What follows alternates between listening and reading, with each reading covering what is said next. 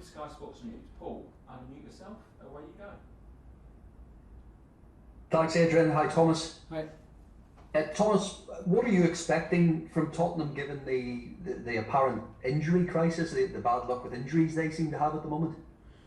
Well, let's see who can play and who cannot play. It's still 2 days to go, and I'm actually not so much involved in speculations and don't get too involved in predictions who will play and who will not play.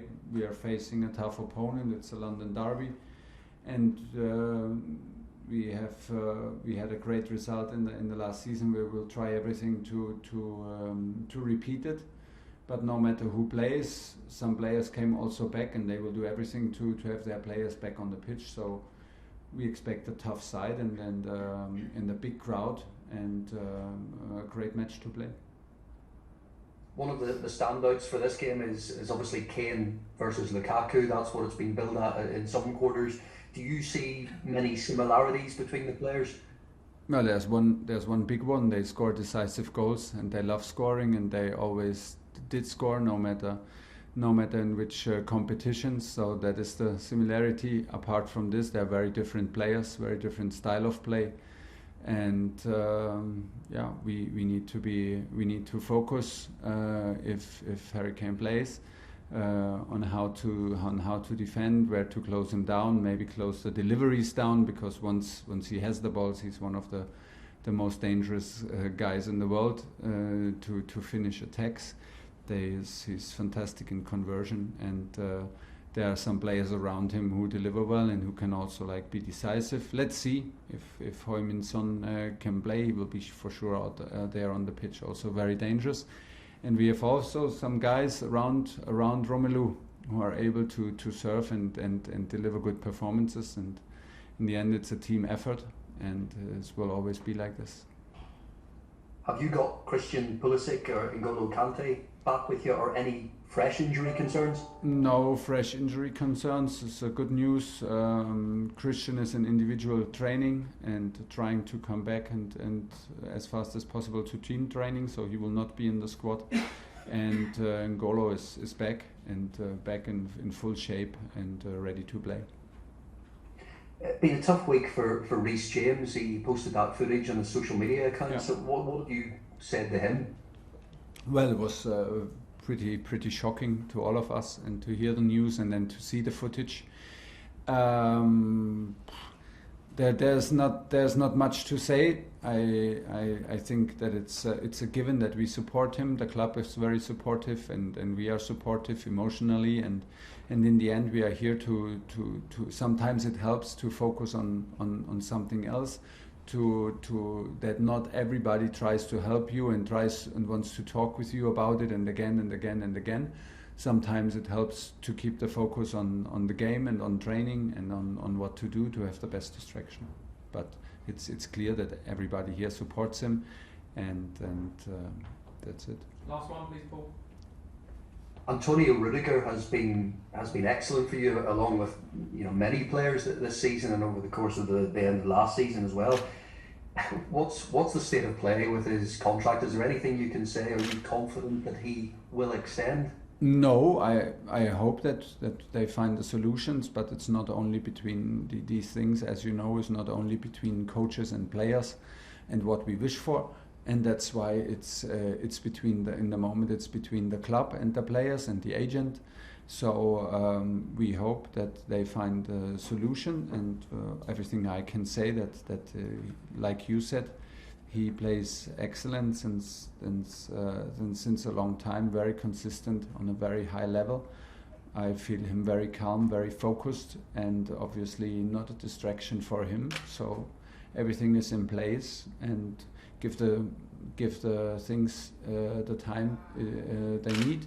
Sometimes needs a bit longer. Sometimes things get very fast. But there's nothing new, no news from my side.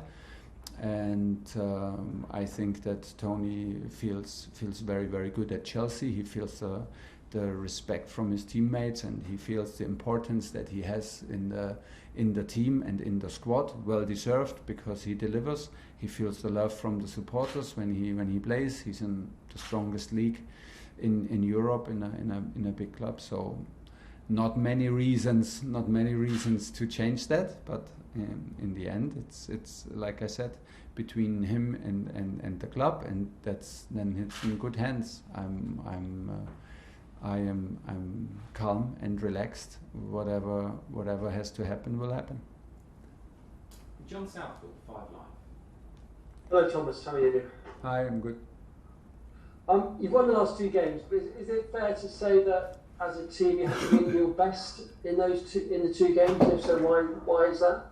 Yeah, but it's I think it's pretty normal. I did not expect us to be at our top level in early September, and not after this particular pre-season. After a long Corona period, after this particular pre-season, and after national break, I did absolutely not expect the very best game from us as a team. So for me, in the moment, is more important that we are competitive, that we show a certain mentality, and that we play relentless, and we have belief to overcome difficult minutes and games and periods within games. We have to admit that Aston Villa and Zenit played on their top level. So this is also what we have to accept and respect, that the opponents are strong and competitions are hard. It's a good thing that we are able to win. It's tough in the moment to win for us. Things are not easy, but it's nothing to worry. We have things to improve in the rhythm of the game, in the understanding of the rhythm, in the accelerations, in the counter pressing after ball loses. So there is stuff to improve. Today we had a fantastic training session and used the time together to prepare this and to focus on these things. It's a good thing when you are able to win, and not by pure luck, but when you are able to compete, when you fight through hard matches, when you can win important matches, and still everybody is aware that we can and have to improve. And this is where we are right now, and we have still a long way. The season has just started yet, and it's not a surprise that the engine is not running like as smooth like maybe in the end of last season. It takes its time, but I feel us very competitive on a high level. And given the attacking options that you have, how big a challenge is it for you to try and get that balance right around Lukaku? I don't feel it like as a too hard challenge, because things get better and better, and there's also a reason we have now Romelu in. He's a key player, he's the reference up front. So we lost some players in the group, and everybody brings a different energy and a different setting. If we lose an important player, we don't lose only the player, we lose also the personality. Somebody loses maybe a friend next to him in the dressing room, and these things need a bit of time to readjust and to settle down and to be calm. Now we took, for example, the decision to have Malang Sarr, Ruben Loftus-Cheek and Ross Barkley in our squad. So these things take time. They were in an insecure place. Now they know what's going on. Everybody knows now what the squad is. Whom do we rely on? And from there on, the things will get hopefully easier and easier. And it's by pure repetition, being focused, and being aware that we have to improve stuff. We will improve, because we will have time together, and we use the time. This is the most important. And when is it happening? Here in Cobham, every single day, and this is what we're up to, and that's why I'm very positive. You mentioned Tottenham a moment ago, but you have to say it does look quite a good time to play them. They obviously played in Europe last night. They've got plenty of new injuries. They've got a new manager who's obviously trying to bring his ideas in as well. It's always a good time to play Tottenham, because it's a big match and big rivalry. So it's one of the matches that you want to play. So it's always a good time. I don't think in these kind of patterns if it's a good time because of manager in, manager out, players in. You never know. You never know the effect out of it. So they have a new manager that brings new energy. They had a fantastic start with a win at home against Man City. They created an atmosphere in the stadium that they were able to beat Man City and they played relentless and hardworking, and this is what they did. So we expect him to do the same against us, and that's why we expect a tough opponent. But it's an exciting match here in London, and we're happy to be part of it. I find us competitive. I trust in us, and I think that we need to be on our top level to have a chance to win the game, because that's what we're up to. Moose talk sport. Hi Thomas, how are you? I'm good, thanks. You said there that obviously you're not playing, the engine isn't quite running properly yet because it's the first part of the season. Does that make it even more important that Chelsea are hard to beat, so that if you're not playing well, you're still under the chance of winning games, as we've seen against Villa and yeah, but not playing well. I would not sign a not playing well. We can do better, but we are a team that's tough to beat, and it's much easier to have results and play better than play good, have no results, and keep the momentum going. It's in the place where we are. It's easier because of course a win helps to have a good atmosphere, to keep calm, to be open for criticism.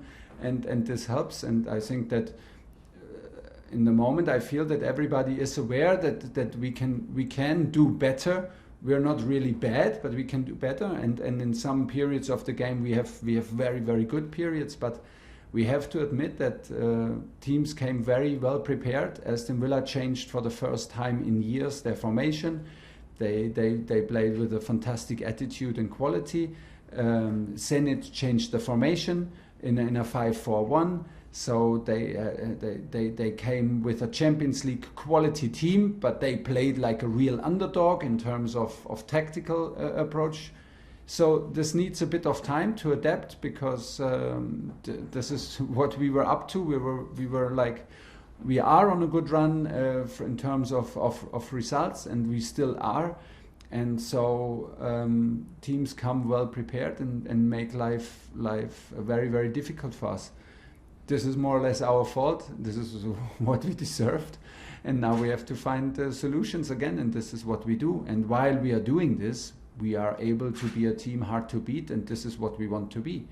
We want to be the team that nobody wants to play against in any competition, and we want to behave like it on Sunday. And this is very, very important to have this kind of attitude, because things, it's normal that things don't go always in your direction in between 90 minutes, in between the whistles, and so you have to be able to fight through difficult moments, and this is what we do, and we overcome these moments, and we never. We're never in doubt of what we are doing. I feel us very confident to go through these moments within games, and maybe it's the best also to accept it, that it can happen, and to over-expect from us, to not over-expect from us. Just got a couple more quick ones. First of all, you got 2 days extra to prepare for the game. Is that a massive advantage? It's good. I like it, because we have like after a good day off, which was good for us.